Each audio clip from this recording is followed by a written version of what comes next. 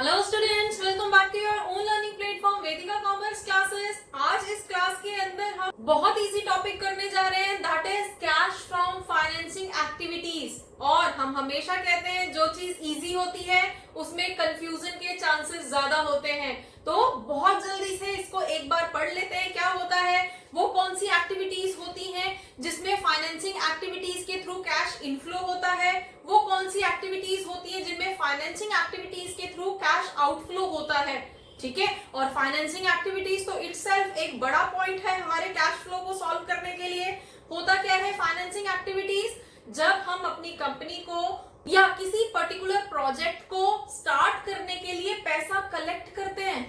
अब पैसा कलेक्ट करते हैं तो किस फॉर्म में पैसा कलेक्ट किया जाता है, या तो शेयर्स इशू किए जाते हैं, शेयर्स के नाम पे पैसा इकट्ठा किया जाता है, या डिबेंचर्स इशू किए जाते हैं, बॉन्ड्स इशू किए जाते हैं, उनके बेस पे पैसा इकट्ठा किया जाता है, या कंपनी किसी भी बैंक से या किसी दूसरी कंपनी से लोन लेती है तब जाके अपना प्रोजेक्ट या अपना आउटलेट स्टार्ट करती है। ठीक है, तो ये प्रोसेस जो है फाइनेंसिंग प्रोसेस बोला जाता है। अब इसके फॉर्म में हमारे पास पैसा आ रहा है, लाइबिलिटी की फॉर्म में आ रहा है, लोन लिया है तो लाइबिलिटी है, लेकिन हम यहाँ बैलेंस शीट बनाने नहीं जा रहे हैं, हम यहाँ एसेट या लाइबिलिटी का हिसाब लगाने नहीं जा रहे हैं, हम यहाँ मेनली कैश का इनफ्लो और कैश का आउटफ्लो पढ़ने जा रहे हैं। अब जब हमने डिबेंचर्स इशू किए हैं तो डिबेंचर्स इशू करते टाइम हमारे पास पैसा आया है, लेकिन उसके एक टर्म के बाद, एक टाइम पीरियड के बाद हमें उसका इंटरेस्ट भी तो पे करना पड़ेगा ना, कभी तो हमें उसकी फुल पेमेंट भी तो करनी पड़ेगी ना, तो ये आउटफ्लो भी है। सेम मैनर में हमने लोन लिया है बैंक से, तो बैंक से लोन आया है तब तो हमारे लिए कैश इनफ्लो है। ठीक है, लेकिन कभी तो वो रीपेमेंट भी करना पड़ेगा। ठीक है, देन इसी उसमें कभी हमें उसका इंटरेस्ट भी पे करना पड़ेगा, तो ये सारी चीजें जो है हमारी आउटफ्लो बोली जाती हैं। तो एक बार देख लेते हैं इनफ्लो किस किस वजह से होता है फाइनेंसिंग एक्टिविटी के अंदर। Proceeds from issue of shares, हमने शेयर्स इशू किए हैं, उसके थ्रू हमें पैसा इकट्ठा हुआ है। ठीक है, पैसा कलेक्ट हुआ है। और इंक्लूडिंग प्रीमियम, प्रीमियम के नाम पे भी तो पैसा ही आया है ना। सपोज हमारा शेयर 10 रुपए का था और 2 रुपए हमने उस पर प्रीमियम मंगाए हैं, तो एक शेयर के नाम पे 12 रुपए आए हैं हमारे पास, है ना। 12 रुपीज वी रिसीव्ड, फाइन। ठीक है, next one is proceeds from issue of debentures. Same manner में अगर हमने शेयर्स की जगह डिबेंचर इशू किया है, बॉन्ड इशू किया है, उसके बदले में हमें पैसा इकट्ठा हुआ है। अब अगर हमने डिबेंचर इशू किया है और उस पे हमें कोई प्रीमियम भी मिला है तो ऑब्वियसली हमारे पास कैश ज्यादा आया है, लेकिन अगर उस डिबेंचर को इशू करते टाइम हमें डिस्काउंट देना पड़ा है तो डिस्काउंट की वजह से पैसा कम आया है।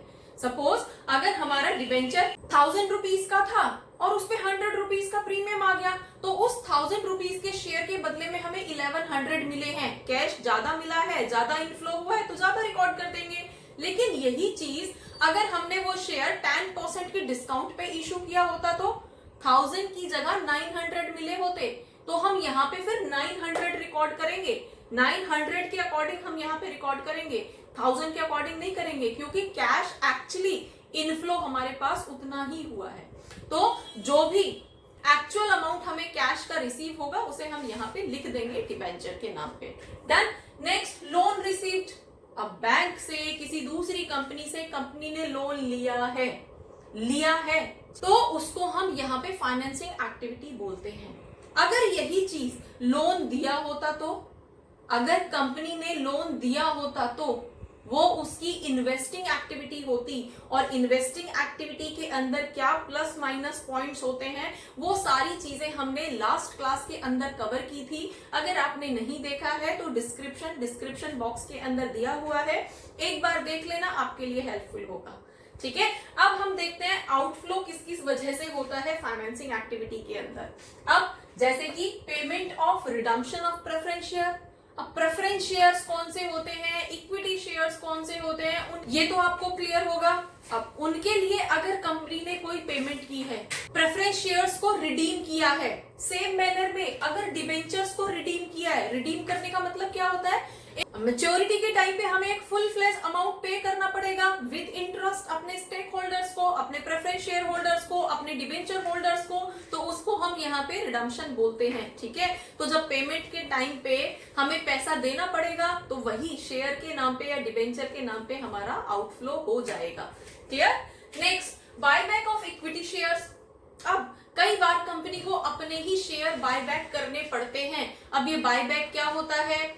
एक कंपनी के शेयर्स मार्केट में किसी भी XYZ रीजन की वजह से डाउन हो रहे हैं, डेप्रिशिएट करते जा रहे हैं, तो उस केस में कंपनी एक लिमिट तक ही उसको डाउन होने देती है। अगर एक लिमिट से ज्यादा शेयर डाउन होता है तो कंपनी अपने शेयर को वापस खरीद लेती है, जिससे कि उसकी गुडविल या उसकी इमेज खराब ना हो। ठीक है, तो उसको हम बायबैक प्रोसेस बोलते हैं। और ये तो कभी भी हो सकता है, कंपनी को कभी भी करना पड़ जा सकता है। और अगर इक्विटी उस टाइम पे कंपनी ने अपने शेयर्स को प्रीमियम देके वापस लिया है तो वो भी उसके लिए एक्स्ट्रा एक्सपेंस है। Done. Next, repayment of loan. अब वही चीज जो आपने यहाँ पे लोन लिया था बैंक से, तब इनफ्लो था, और अगर उसी की पेमेंट करनी पड़ जाती है, चाहे वो शॉर्ट टर्म लोन था चाहे वो लॉन्ग टर्म लोन था, तो वो कैश आउटफ्लो बोला जाएगा। डन।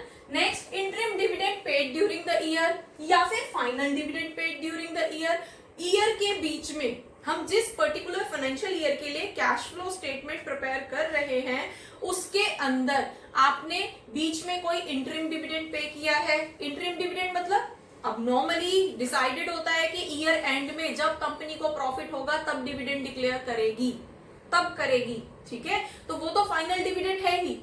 लेकिन कई बार कंपनी को एक्स्ट्रा ऑर्डिनरी प्रॉफिट हो जाता है, कंपनी अपने स्टेक होल्डर्स को, अपने शेयर होल्डर्स को खुश करने के लिए साल के बीच में भी एक्स्ट्रा डिविडेंड डिक्लेयर कर देती है, जिसको हम इंटरिम डिविडेंड बोलते हैं। तो अब इंटरिम डिविडेंड पे हुआ हो या फाइनल डिविडेंड पे हुआ हो, कैश तो आउटफ्लो हुआ है ना, खर्च तो हुआ है।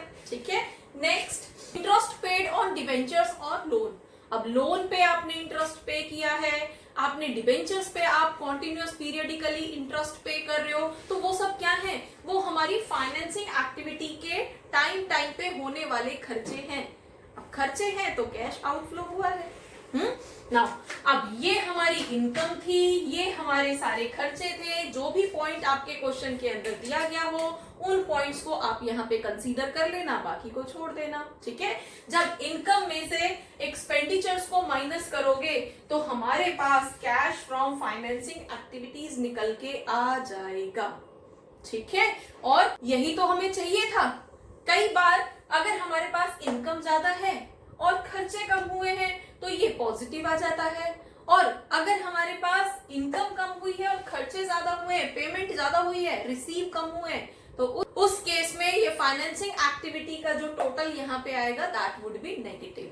और नेगेटिव है, ठीक है, हमारे पास दूसरी एक्टिविटीज भी हैं, ऑपरेटिंग एक्टिविटी और इन्वेस्टिंग एक्टिविटीज, वहां से एडजस्ट कर लेंगे। ठीक है, अब इसको एक न्यूमेरिकल की हेल्प से समझते हैं। सपोज हमारे पास क्वेश्चन है XYZ लिमिटेड है और हमारे पास 2 इयर्स का डेटा दिया गया है, 2020 और 2021। फाइन।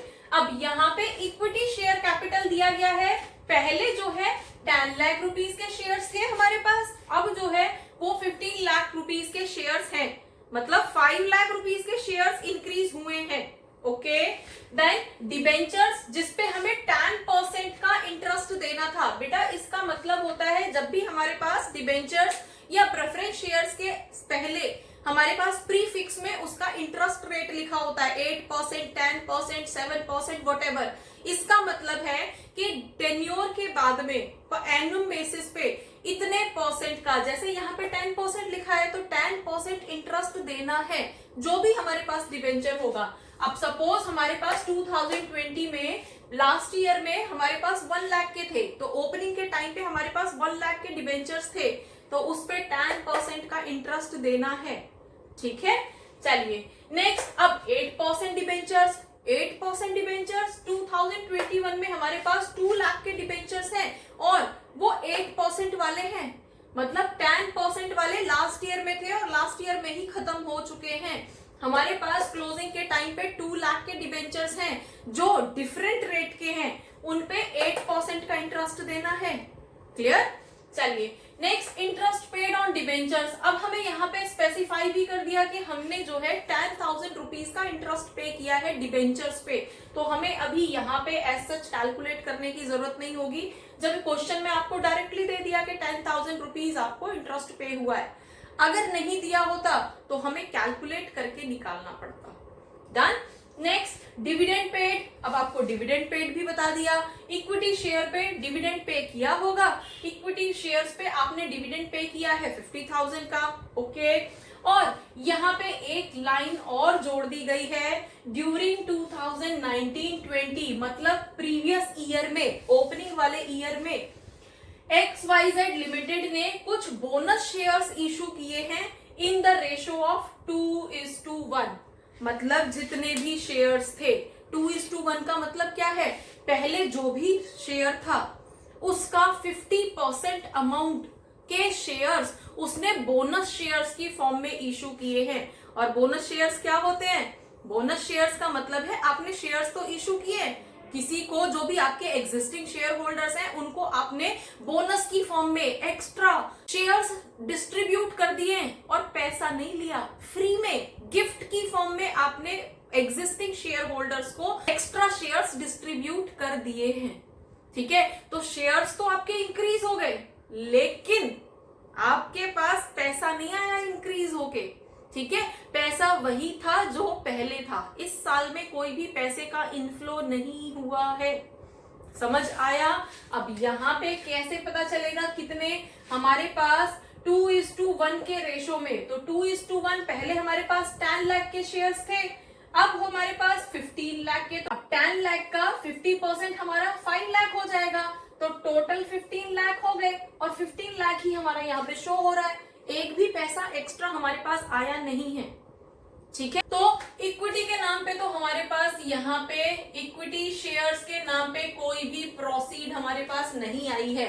मैं यहाँ पे आपको स्पेशली दिखा रही हूँ, शो कर रही हूँ, आपको दिखाने की भी जरूरत नहीं है, आपको शो करने की जरूरत नहीं है, सिंपली आप इसको नेग्लेक्ट कर देना। डन। Next 10% debentures. डिबेंचर्स हमारे पास ओपनिंग के टाइम पे तो थे, लेकिन क्लोजिंग के टाइम पे नहीं है, मतलब ये तो पे हुए होंगे। अब इंटरेस्ट हमारा जो भी रहा, हमने इंटरेस्ट कितना पे किया है, 10,000 रुपीज का इंटरेस्ट पे किया है, तो हमारे पास डिबेंचर्स का भी आउटफ्लो हुआ। डिबेंचर्स हमने पे कर दिए 1 लाख रुपीज के, क्योंकि स्टार्टिंग जब ईयर स्टार्ट हुई थी तब तो हमारे पास डिबेंचर्स थे, लेकिन क्लोज होते होते हमारे पास डिबेंचर्स नहीं है, मतलब रिडीम कर दिए। अब रिडीम कर दिए तो पेमेंट कर दी, पेमेंट हमारे 1 लाख रुपीज का यहाँ पे दे दिया। Then interest on debentures. अब ये भी आपको बोला गया है कि इंटरेस्ट पे किया है आपने 10,000 रुपीज का। डन। नेक्स्ट 8% डिबेंचर्स आपके पास हैं 2 लाख रुपीज के। ठीक है, मतलब ये इसी साल में ही आए हैं 8% वाले, 10% वाले तो खत्म, अब ये 8% वाले डिबेंचर्स आए हैं आपके इसी करंट ईयर के अंदर, तो ये तो इनफ्लो हो गया ना। यहाँ पे डिबेंचर्स आपके पास आए हैं 2 लाख रुपीस का इनफ्लो हुआ है, और ये 8% वाले हैं, और ये जो आपके रिडीम हुए थे ये 10% वाले थे। ठीक है, नेक्स्ट डिविडेंड भी पे हुआ है। अब जो भी हमारे शेयर्स थे उस पे डिविडेंड पेड की बात हो रही है, अगर डिविडेंड प्रपोज्ड होता तो हमें लेने की जरूरत नहीं होती। ठीक है, लेकिन डिविडेंड पेड बोला है, पे हुआ है, आउटफ्लो हुआ है, 50,000 रुपीज का आउटफ्लो हुआ है। बस इतना ही क्वेश्चन है, सॉल्व कर देते हैं। इनफ्लो हुआ है 2 लाख रुपीज का, आउटफ्लो हुआ है हमारे पास 1,60,000 का, तो हमारे पास बैलेंस कितना बचेगा, इनकम माइनस आउटफ्लो 40,000 रुपीज, और इसको हम क्या बोलेंगे, cash from financing activity. Fine, और ये फाइनेंसिंग एक्टिविटी तो हमारे लिए पॉजिटिव है, तो हम इस पॉजिटिव वैल्यू को कैश फ्लो में फिट कर देंगे।